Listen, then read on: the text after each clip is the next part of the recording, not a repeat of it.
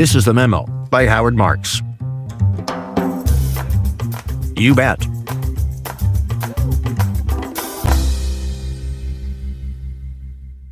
As I've written in past memos, I have an indelible recollection of the first book I read as a Wharton freshman in 1963.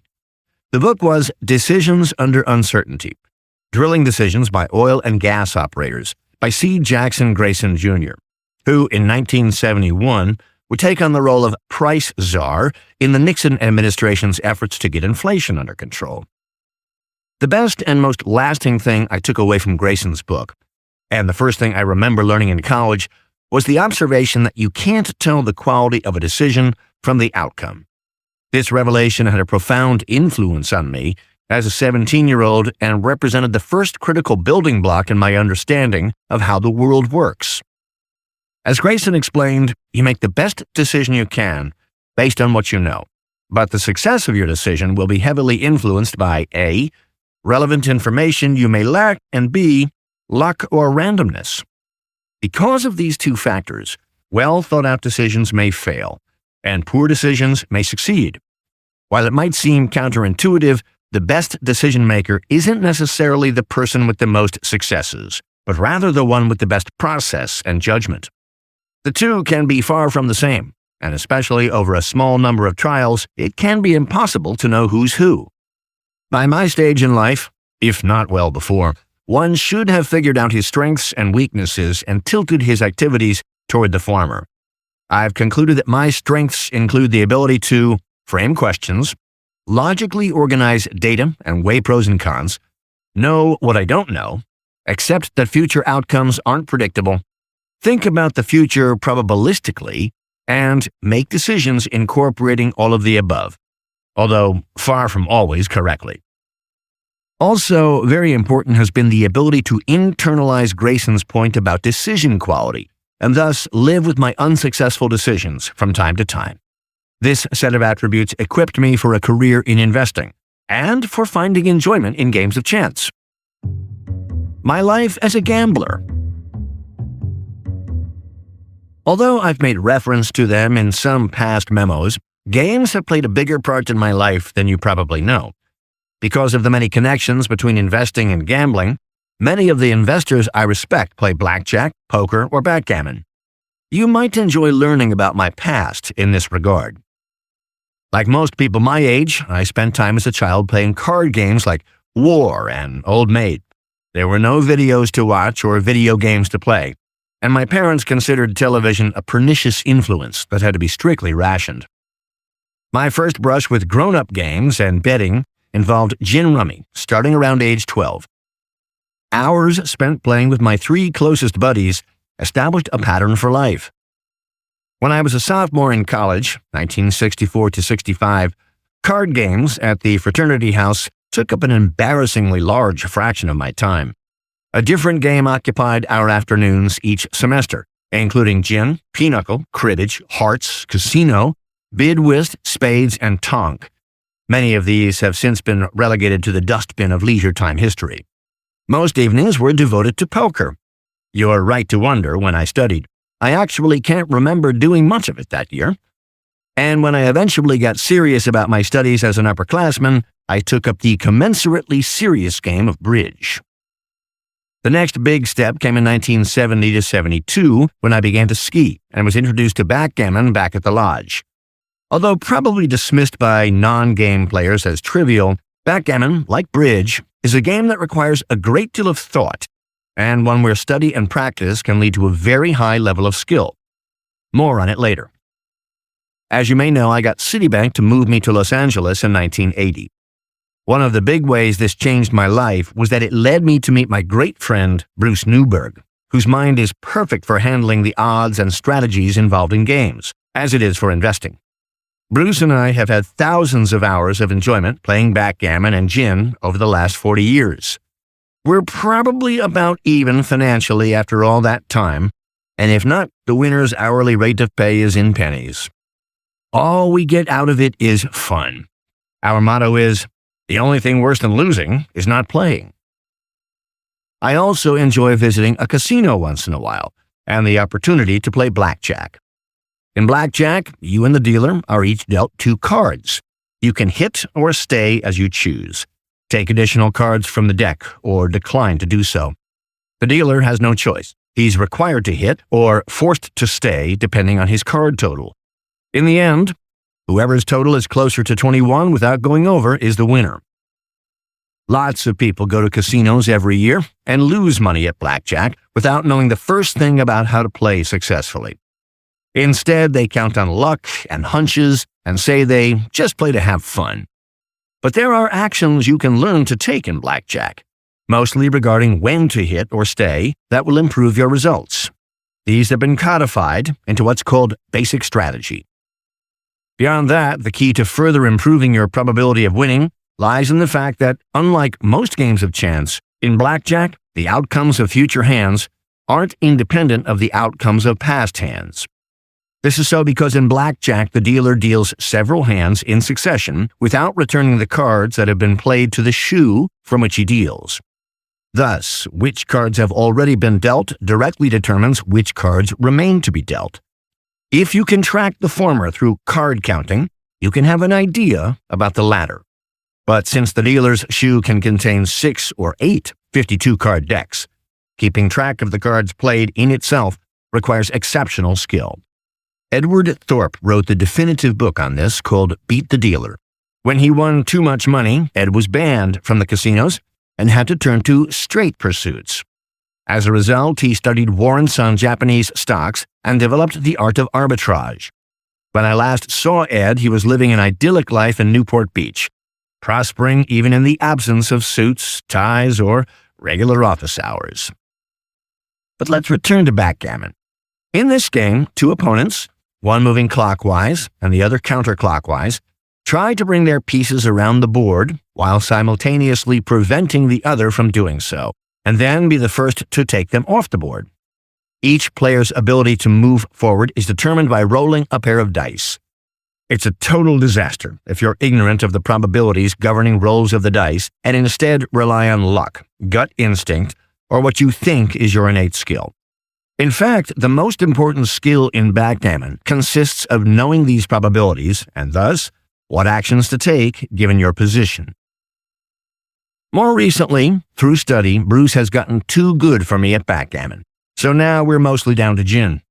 In gin, each player is dealt 10 cards, and by alternatingly picking from the deck and discarding, you try to form them into melds of 3 or 4 cards of the same kind, such as 9-9-9, or in a run of the same suit, such as 4-5-6-7 of spades. As the hand goes on, you can opt to knock if your unmelded cards add up to less than a certain number, or try to get gin, all 10 cards melded, which pays off in more points, unless your opponent knocks or gets gin first. An aside. When I speak to students, I often say, for me, the thing that makes investing fascinating is the fact that there's no action you can take that is sure to work. No strategy that's always a winner. To illustrate, I go on. It's like gin. Sometimes knocking is the best thing to do, and sometimes you should play for gin. And all I get are blank stares. Few young people play cards anymore, and even fewer have ever heard of gin. Another aside, while I don't think they're the result of conscious decisions, my life as a gambler has always exhibited 2 characteristics. First, I haven't made a serious study of the games I play. I feel if I want to work, I can go to the office. And second, I only play for small stakes. Some people dream of big killings, and some like the frisson attached to risking large sums. I've never felt that my enjoyment increased with the amount of money on the table. I play for fun and to test my decision-making, not to win big money. Point of reference, back around 1990, I was visiting Rick Kane at Lake Tahoe, and he said, "Tonight, I'm going to take you to the casino and make a man of you. We're going to play until you win or lose real money." So he called the casino host and asked him to arrange a $25,000 line of credit for me. The host called back a few minutes later and said, "Sorry, Rick, I can't justify a $25,000 line for someone whose average bet is $11. What about coming full circle? One of the best things I ever did was to teach my son Andrew to be a game player at an early age. I now have a built-in opponent for gin and backgammon. There can be few sweeter memories than sitting on a log with him at Big Bear State Park playing War in 1992 when he was 5. And it continues. My 5-year-old granddaughter Rosie is my new opponent at War. There's nothing better. Thinking in bets. In a past memo, I told a story from my days as a buy-side analyst following the business equipment industry for First National Citibank. In 1970, one of the bank's portfolio managers asked me whom I considered to be the best brokerage house analyst on Xerox. Well, I answered, the one who most agrees with me is so-and-so. In other words, we tend to respect people who think like we do.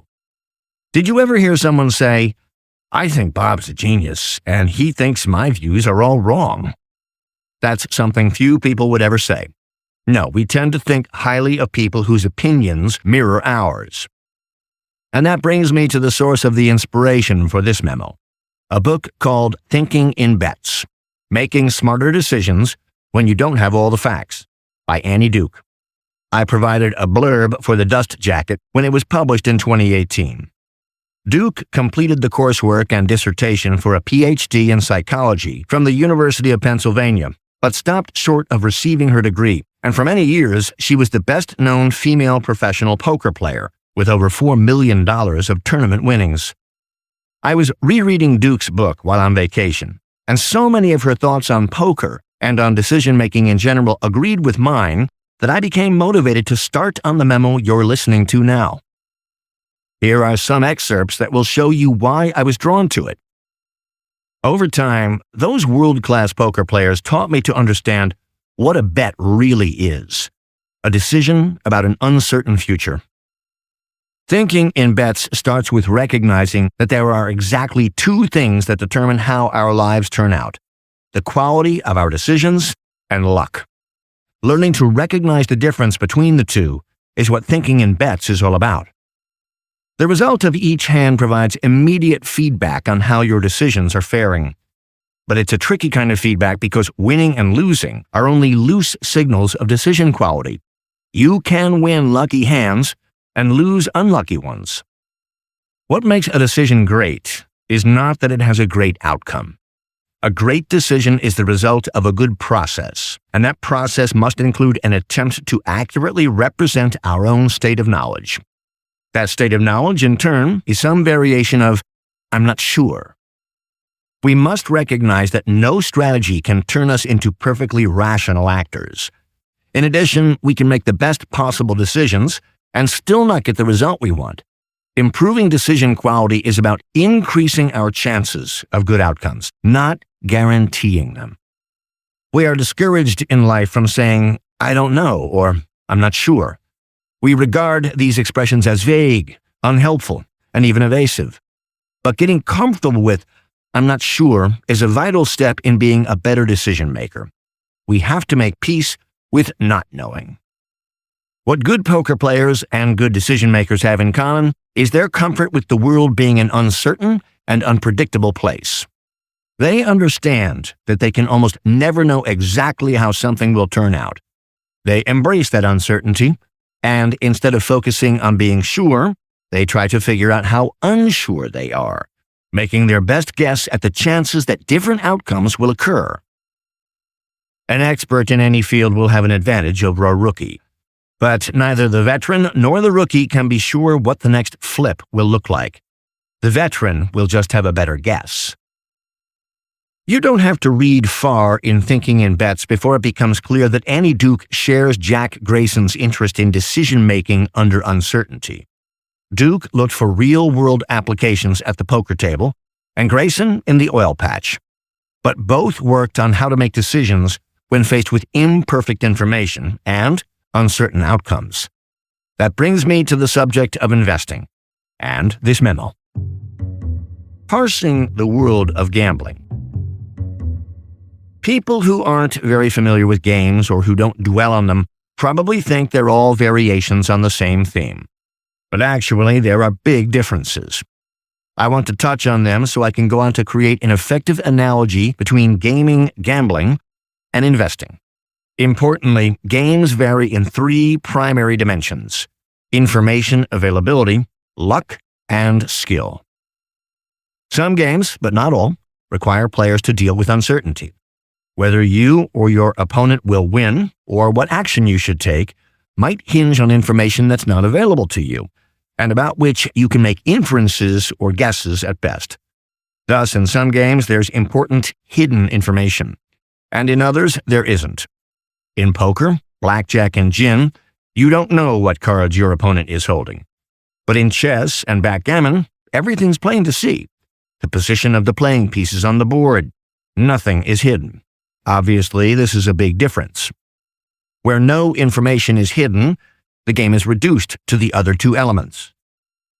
After the conditions have been set, the cards have been dealt or the pieces are in their positions on the board, there's another source of uncertainty. In some games, subsequent developments will be influenced by luck, and in some they won't. Take the two games I said don't involve hidden information: chess and backgammon. In chess, there's no such thing as luck. No dice to throw or cards to draw. The key variable is the moves your opponent chooses to make. I guess there is one element of luck. How skillful is the opponent you've drawn? In backgammon, on the other hand, the moves a player gets to make are entirely determined by what numbers come up when he rolls the dice. And in card games, what cards he and his opponent draw is subject to luck. Sometimes these things are total unknowns, a matter of sheer randomness. And in others, while the outcome can't be predicted with certainty, probabilities can be assigned. In blackjack, for example, we can know something about the cards that will come out in the future if we can keep track of the ones that already have been played.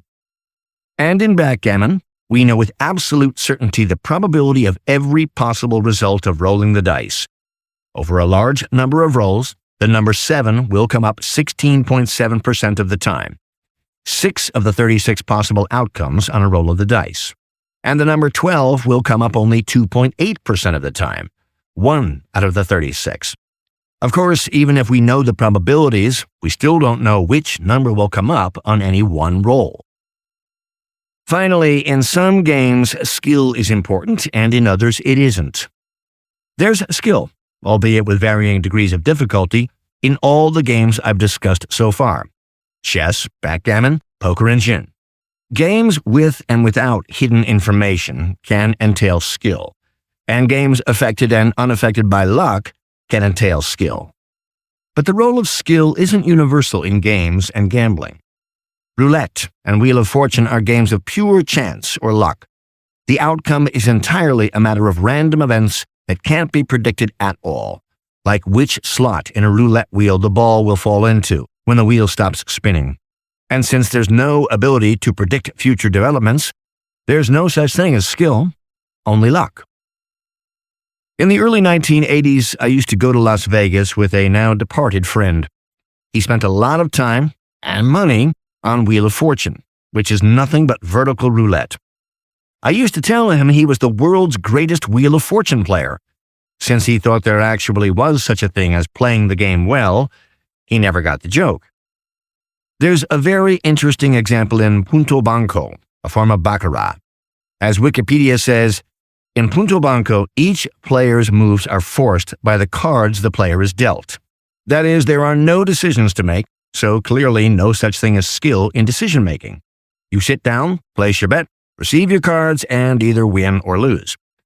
One version of history says baccarat was invented for the enjoyment of a king who wasn't smart enough to learn to play games. Thus, one was developed that required no decisions, and thus entailed no skill. Note from the just mentioned the different types of games. No hidden information, no luck, skill, chess. No hidden information, luck, skill, backgammon. No hidden information, luck, no skill, roulette. Hidden information, luck, skill, blackjack, poker. Now we can drill down. Here are some important observations. Where there's no skill involved, the outcome has to depend entirely on luck. But even if skill is involved, luck can still play a role. The presence of luck doesn't necessarily preclude a role for skill. In fact, making intelligent decisions when future events are uncertain is one of the greatest forms of skill. It's what Grayson's and Duke's books are all about. Likewise, the ability to deal intelligently with hidden information has to be based on skill. Creating this taxonomy, or scheme of classification, not only allows me a chance to educate non-game players, but it also provides a framework for a comparison to investing, if you hadn't noticed. How is investing like gambling? Hidden information, luck, and skill can play a part in investing. In active investing involving public companies, for example, all three are involved. Clearly, no one knows all the relevant facts. The SEC tries to make sure all investors have equal access to information, but not necessarily complete access. For example, investors won't know about first-quarter developments at a company until it reports earnings in May, and no one is supposed to know the results of drug trials and beta tests until they're made public. Luck, random, unpredictable, often exogenous events, affects companies and their stocks all the time. Many aspects of corporate performance and profitability can be influenced by weather, for example. And the TV network carrying the World Series is likely to enjoy much greater ad revenue if the teams playing come from major markets rather than small ones. Finally, the superior investor has the skill required to better assess revenue and profit potential, where we stand in the cycle, the fairness of an asset's price, and the margin of safety it affords. No one gets these things right all the time, but the superior investor does so more often than most. Not all investing, however, entails all, or necessarily any, of the three elements. Take, for example, index investing. The index fund manager's job is to produce the same return as the relevant index. There's no such thing as hidden information. The only information the investor needs to succeed at his job relates to the composition of the index in question, and there's no mystery in that regard. Likewise, there's no luck. The forces that influence the securities in the index will have exactly the same influence on a properly constructed index fund. And finally, there's no skill. All it takes is a well-programmed computer to keep the fund's portfolio in line with the index, and that isn't hard to find. It's worth delving into the matter of investing skill. The efficient market hypothesis posits that A, markets are efficient. B, thus, assets are priced fairly, and there are no bargains or overpriced assets. And C, as a result, there's no scope for skill or alpha, defined as the ability to outperform by capitalizing on mispricings.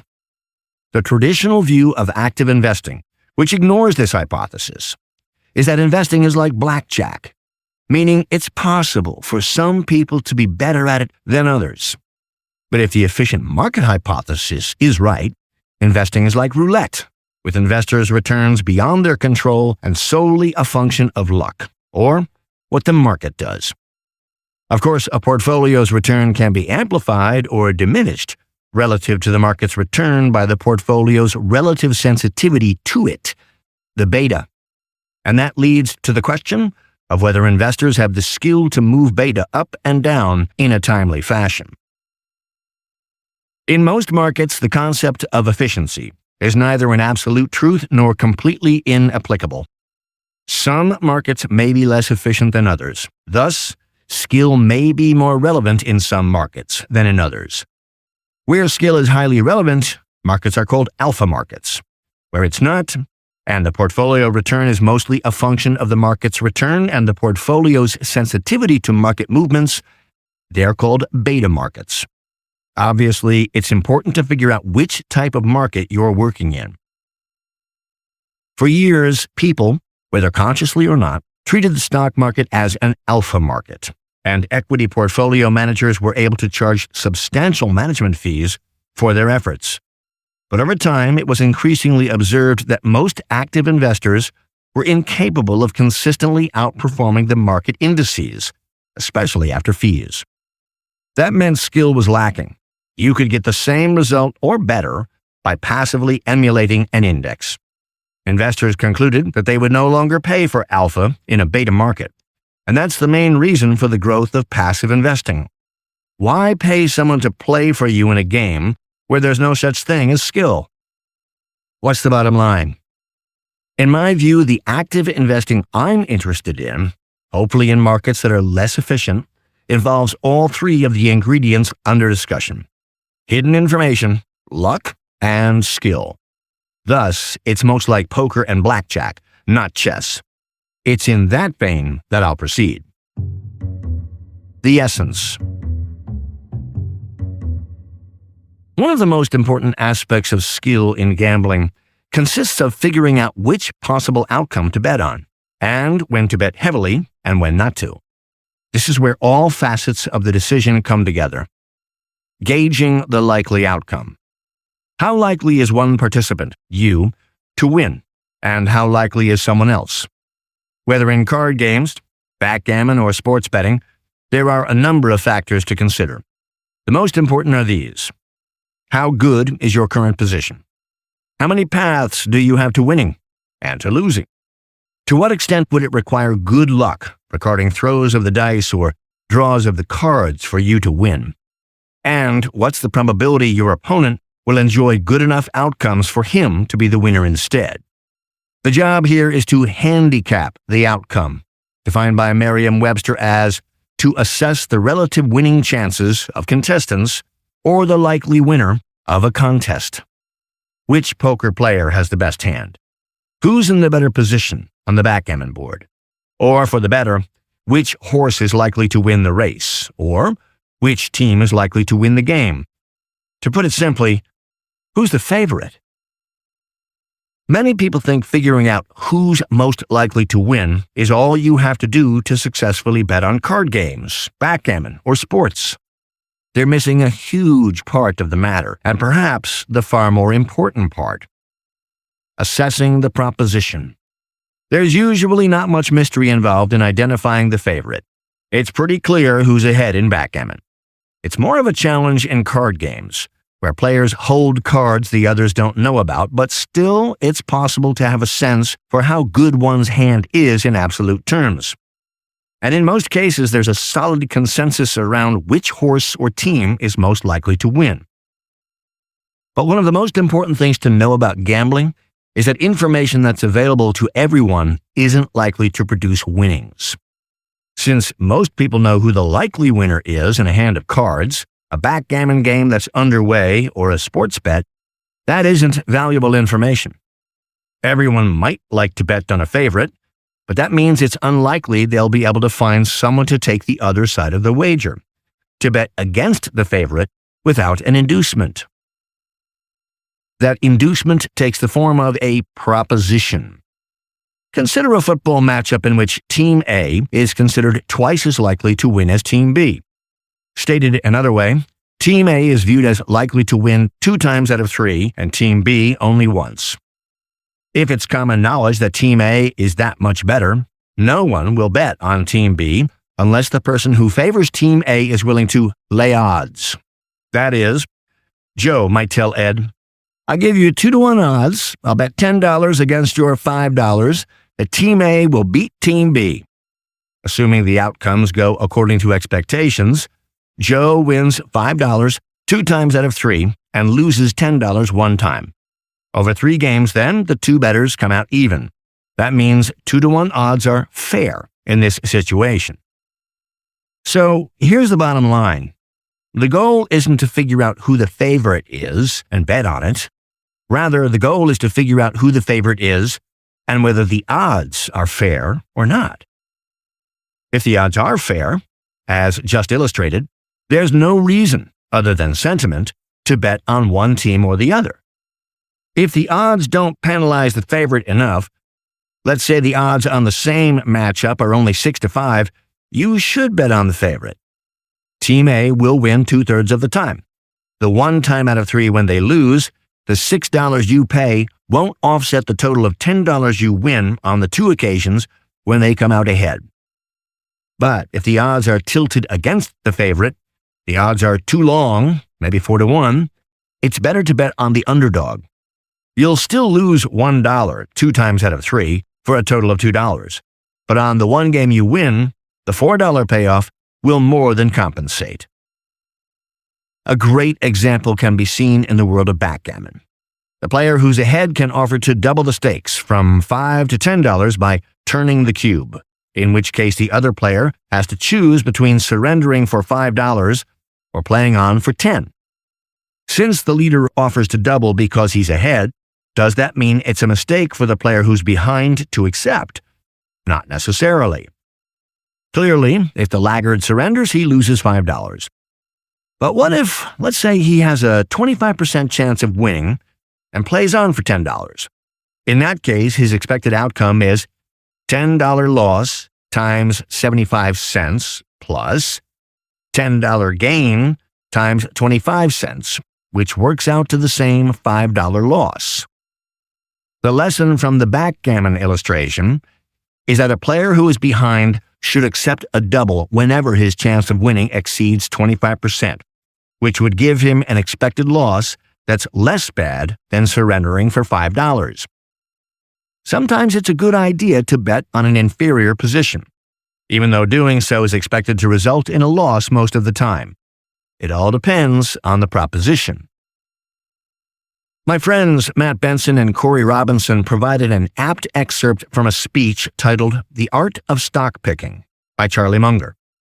In it, Charlie compares investing with the pari-mutuel betting system at the racetrack, where the payoff for each horse winning is determined by how many people bet on it.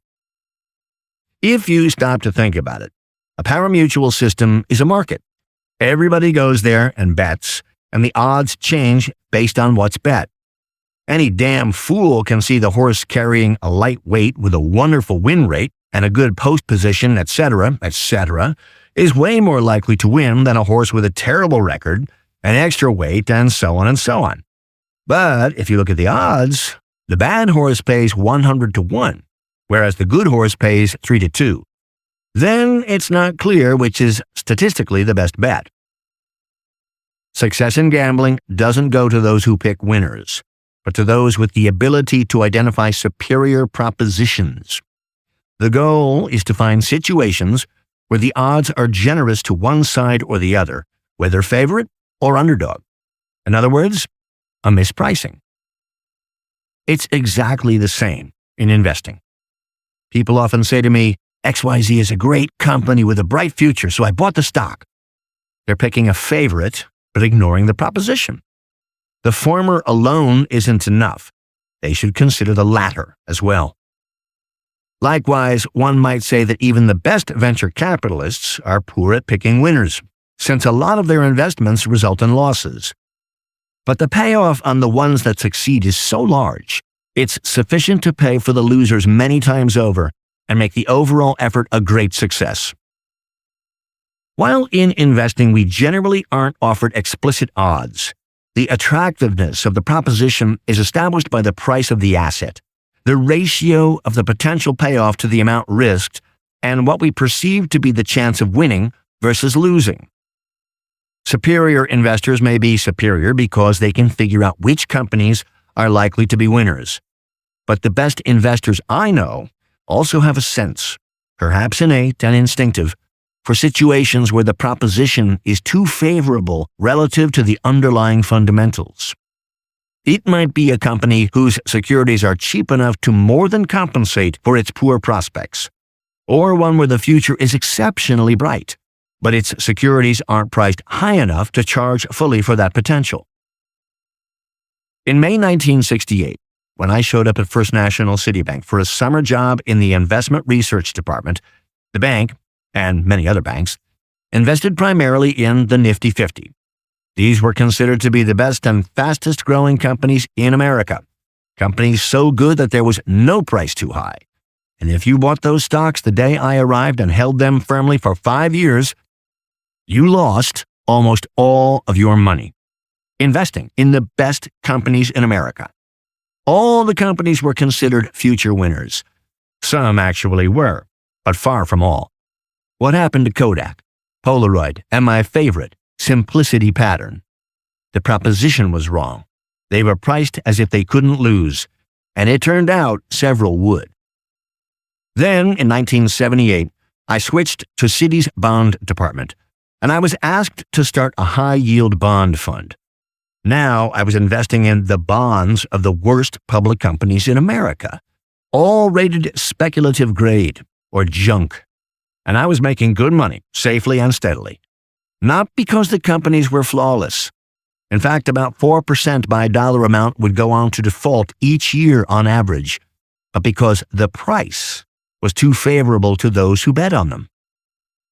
This experience produced two of my most important observations. Success in investing doesn't come from buying good things, but from buying things well, and it's essential to know the difference. It's not a matter of what you buy, but what you pay for it. Nifty 50 investors spent all of their time picking favorites and failed to notice that the prices they paid were too high. Mostly winning companies, but poor investments. And because popular opinion was stacked so heavily against high-yield bonds, those who invested in them received excessive compensation for taking the associated risk. The proposition was too good. Moody's defined a B-rated bond as one that fails to possess the characteristics of a desirable investment. In other words, Moody's panned those bonds because they were underdogs, but never asked about the price. It's usually non-objective, too positive or too negative attitudes like these that give rise to propositions that are too good or too bad for the takers. That's what we should search for as investors. Guest contributor. As I mentioned earlier in the memo, one of the best things I ever did was to encourage my son Andrew to develop a love of games. In Andrew's case, he applied the same seriousness to games that he does to investing and his other pursuits. This gave him the thought process of a gambler and enables him to suggest the following ways in which gambling has parallels to investing. Game selection versus skill. When considering where to invest, it's important to understand both how much of the requisite skill you possess and the quality of the competition. Being a consistent winner among the best gamblers or in the most intensely competitive markets can be very difficult. Instead, your energy might be better spent looking for less efficient niches. Unfortunately, it's harder to find them than it was decades ago. Increasing efficiency, the tendency of markets to adapt. In the early days of online poker, it was easy for decent players to win, and a lot of amateurs were enticed to play by seeing a newcomer win the World Series of Poker. After some time, however, the games became tougher as they attracted professional players, and the amateurs lost their money. The new, more sophisticated generation of competitors learned their predecessors' tendencies, improved on their strategies, and started beating them. In this way, changes in the arena and in participants' behavior can cause what worked years ago to not work today. Circle of competence. Just because you're great at gin rummy doesn't mean you should play Texas Hold'em against a professional poker player. It's important to know your strengths and stick to them. Not having to play every hand. There's no requirement to bet on every game or every hand. You can wait until you get a particularly attractive proposition, one that you feel particularly capable of analyzing and understanding, and where the odds are on your side. In the interim, it's better to sit out and protect your bankroll. The importance of not just winning and losing, but of maximizing wins and minimizing losses. The key is to bet big when you have a big edge and small when you have less of an edge, and to know the difference. As Charlie Munger puts it, the wise ones bet heavily when the world offers them that opportunity. They bet big when they have the odds, and the rest of the time, they don't. It's just that simple. Everyone will have both winners and losers. Various factors will determine the ratio. But the ability to assess propositions can enable you to win more on your winners than you lose on your losers. The size of your bet should take into account both the probability you are correct about who's going to win and the asymmetry of the potential payout. Getting your money in when you have a great hand is one of the most important keys to winning at poker. You don't get many great hands, so when you do, you have to be sure to take maximum advantage. Being able to make it through downturns. It's important to have discipline when risking your capital, so that you can survive unfavorable periods and still be around when the winners show up. You have to avoid the risk of ruin, and this requires solid discipline. You must never forget the 6-foot-tall man who drowned crossing the river that was 5 feet deep on average. To that end, good play isn't just a function of relying on the expected value of your holdings and pure math, but also of thinking broadly about risk. Would you bet all your money on an 80-20 favorite? Adjusting your play based on the environment. In poker, if your competition is weak, you may decide to play more hands regardless of their strength and bet more aggressively, while against strong players you may tighten up and only play premium hands. Overcoming emotion and biases. Human failings can cause gamblers to chase in poker, overstay in a hand in the hope of getting a lucky card, play loose, bet too much when they're steaming, smarting from losses, and thus driven by heated emotion, and take bad doubles in backgammon. Hope, emotion, and optimism are the gambler's enemies. Second-level thinking. It's not just how good your hand is. There's much more. How good does your opponent think your hand is? How good do you think your opponent's hand is? How good does he think you think his is? How is that motivating his actions? The consistent winner has to be able to think at a higher, more complex level than the rest. All the ideas just discussed are important in investing, just as they are in gambling. In both pursuits, it all comes down to Jack Grayson's title, Decisions Under Uncertainty. As I've learned in the 56 years since first reading his book, you have to be able to understand which companies or assets are favored and the attractiveness of the proposition. You need a sense for whether your holding is a good one and for the chance the competition, the market which you're playing against, might have better. You need the discipline to follow a process and the wisdom to accept that no process is sure to produce good results. You have to understand the significance of the information you have, as well as that which you don't have. You need the nerve to bet heavily based on what you think you know and a healthy respect for what you may not know. You need to control greed and fear, hopefulness and despondency. You have to resist making an unwise bet just because it could enable you to catch up with the indices or the competition. Since her book provided the impetus for this memo, I'll let Annie Duke sum up. She'll be talking about poker, but it'll sound a lot like investing. When we think probabilistically, we are less likely to use adverse results alone as proof that we made a decision error, because we recognize the possibility that the decision might have been good, but luck and/or incomplete information and a sample size of 1 intervened. Maybe we made the best decisions from a set of unappealing choices, none of which were likely to turn out well. Maybe we committed our resources on a long shot because the payout more than compensated for the risk, but the long shot didn't come in this time. Maybe we made the best choice based on the available information, but decisive information was hidden and we could not have known about it. Maybe we chose a path with very high likelihood of success and got unlucky. But it also means we must redefine right. If we aren't wrong just because things didn't work out, then we aren't right just because things turned out well. First, the world is a pretty random place. The influence of luck makes it impossible to predict exactly how things will turn out, and all the hidden information makes it even worse. If we don't change our mindset, we're going to have to deal with being wrong a lot. Poker teaches that lesson. A great poker player who has a good-sized advantage over the other players at the table, making significantly better strategic decisions, will still be losing over 40% of the time at the end of 8 hours of play.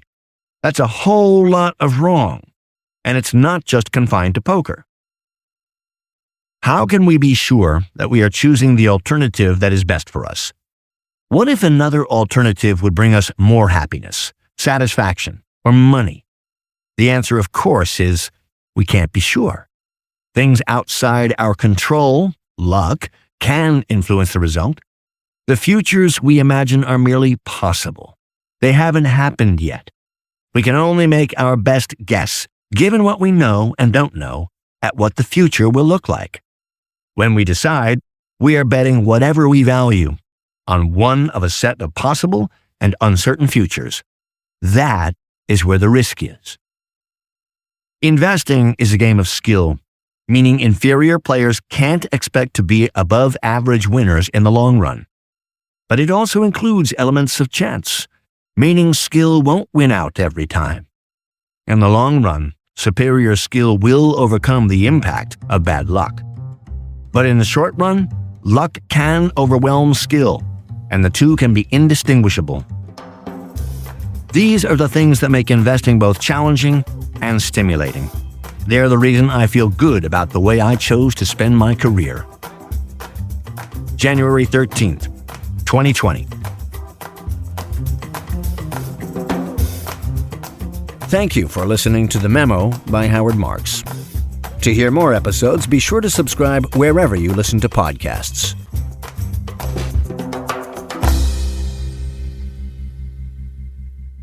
This podcast expresses the views of the author as of the date indicated, and such views are subject to change without notice.